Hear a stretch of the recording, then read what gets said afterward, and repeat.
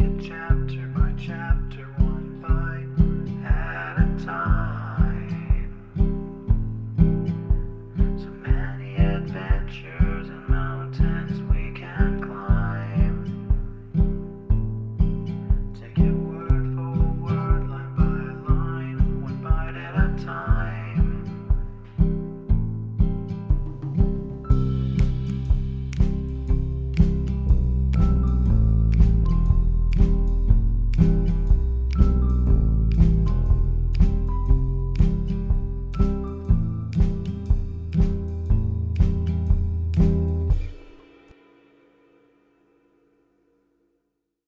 Welcome to Bite at a Time Books, where we read you your favorite classics one bite at a time.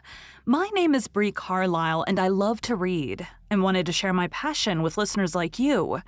If you want to know what's coming next and vote on upcoming books, sign up for our newsletter at biteatatimebooks.com. Be sure to follow my show on your favorite podcast platform so you get all the new episodes.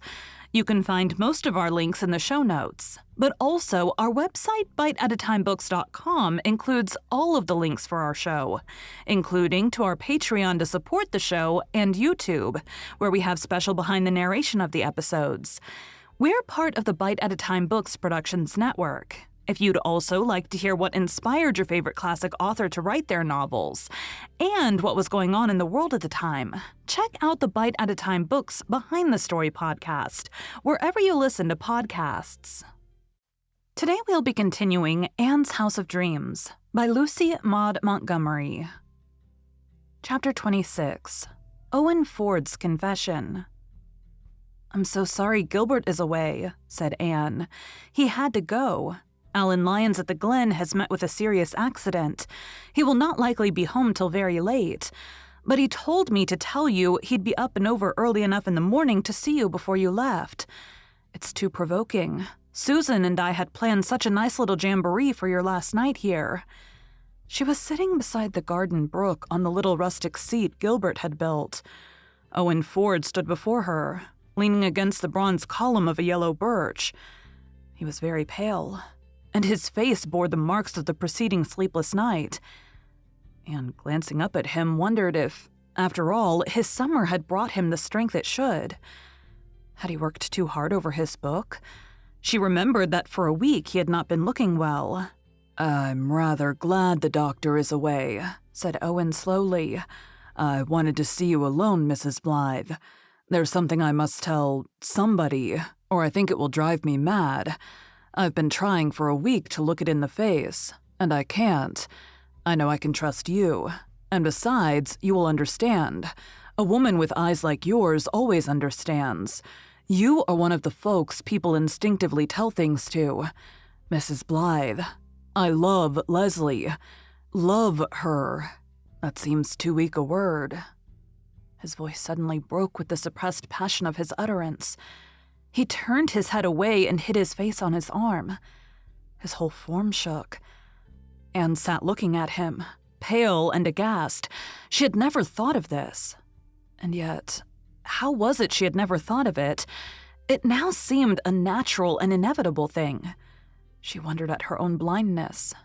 But things like this did not happen in Four Winds. Elsewhere in the world, human passions might set at defiance human conventions and laws. But not here, surely. Leslie had kept summer boarders off and on for 10 years, and nothing like this had happened. But perhaps they had not been like Owen Ford, and the vivid, living Leslie of this summer was not the cold, sullen girl of other years. Oh, somebody should have thought of this. Why hadn't Miss Cornelia thought of it? Miss Cornelia was always ready enough to sound the alarm where men were concerned. Anne felt an unreasonable resentment against Miss Cornelia. Then she gave a little inward groan. No matter who was to blame, the mischief was done. And Leslie? What of Leslie? It was for Leslie Anne felt most concerned. "Does Leslie know this, Mr. Ford?" she asked quietly. No, unless she has guessed it. You surely don't think I'd be cad and scoundrel enough to tell her, Mrs. Blythe. I couldn't help loving her, that's all, and my misery is greater than I can bear." "Does she care?" asked Anne. The moment the question crossed her lips, she felt that she should not have asked it. Owen Ford answered it with overeager protest.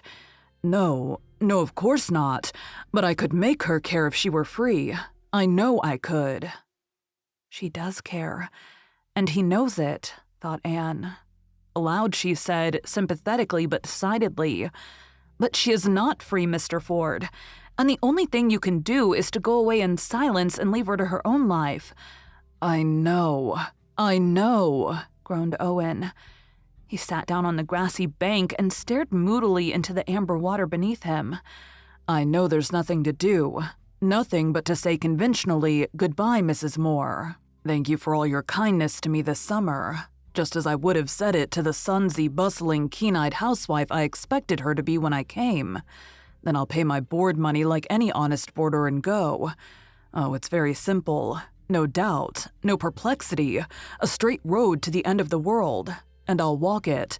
But you needn't fear that I won't, Mrs. Blythe. But it would be easier to walk over red-hot plowshares." Anne flinched with the pain of his voice, and there was so little she could say that would be adequate to the situation. Blame was out of the question. Advice was not needed. Sympathy was mocked by the man's stark agony. She could only feel with him in a maze of compassion and regret. Her heart ached for Leslie. Had not that poor girl suffered enough without this? "It wouldn't be so hard to go and leave her if she were only happy," resumed Owen passionately. "But to think of her living death, to realize what it is to which I do leave her, that is the worst of all. I would give my life to make her happy, and I can do nothing even to help her. Nothing. She is bound forever to that poor wretch, with nothing to look forward to but growing old in a succession of empty, meaningless, barren years. It drives me mad to think of it, but I must go through my life, never seeing her but always knowing what she is enduring. It's hideous, hideous." "It is very hard," said Anne sorrowfully. "We, her friends here, all know how hard it is for her." "And she is so richly fitted for life," said Owen rebelliously. "Her beauty is the least of her dower, and she is the most beautiful woman I've ever known. That laugh of hers, I've angled all summer to evoke that laugh, just for the delight of hearing it. And her eyes, they are as deep and blue as the gulf out there. I never saw such blueness, and gold. Did you ever see her hair down, Mrs. Blythe?" "No." "I did. Once. I had gone down to the point to go fishing with Captain Jim, but it was too rough to go out, so I came back. She had taken the opportunity of what she expected to be an afternoon alone to wash her hair, and she was standing on the veranda in the sunshine to dry it. It fell all about her to her feet in a fountain of living gold. When she saw me, she hurried in, and the wind caught her hair and swirled it around her, Danae in her cloud.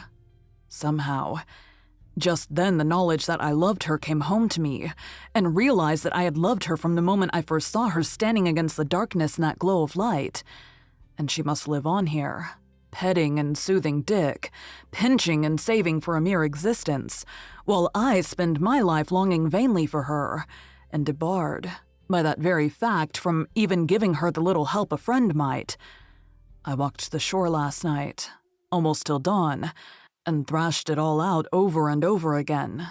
And yet, in spite of everything, I can't find it in my heart to be sorry that I came to Four Winds. It seems to me that, bad as everything is, it would be still worse never to have known Leslie. It's burning, searing pain to love her and leave her, but not to have loved her is unthinkable. I suppose all this sounds very crazy. All these terrible emotions always do sound foolish when we put them into our inadequate words. They are not meant to be spoken, only felt and endured. I shouldn't have spoken, but it has helped, some. At least it has given me strength to go away respectably tomorrow morning, without making a scene. You'll write me now and then, won't you, Mrs. Blythe, and give me what news there is to give of her?" "Yes," said Anne. "Oh, I'm so sorry you are going. We'll miss you so. We've all been such friends. If it were not for this, you could come back other summers. Perhaps, even yet, by and by, when you've forgotten perhaps.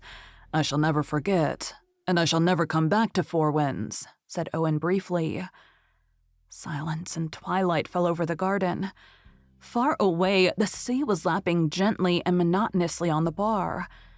The wind of evening in the poplars sounded like some sad, weird old rune. Some broken dream of old memories. A slender, shapely young aspen rose up before them against the fine maize and emerald and paling rose of the western sky, which brought out every leaf and twig in dark, tremulous elfin loveliness. "Isn't that beautiful?" said Owen, pointing to it with the air of a man who puts a certain conversation behind him. "It's so beautiful that it hurts me," said Anne softly. "Perfect things like that always did hurt me. I remember I called it the queer ache when I was a child. What is the reason that pain like this seems inseparable from perfection? Is it the pain of finality? When we realize that there can be nothing beyond but retrogression?" "Perhaps," said Owen dreamily. "It is the prisoned infinite in us calling out to its kindred infinite as expressed in that visible perfection." "You seem to have a cold in the head.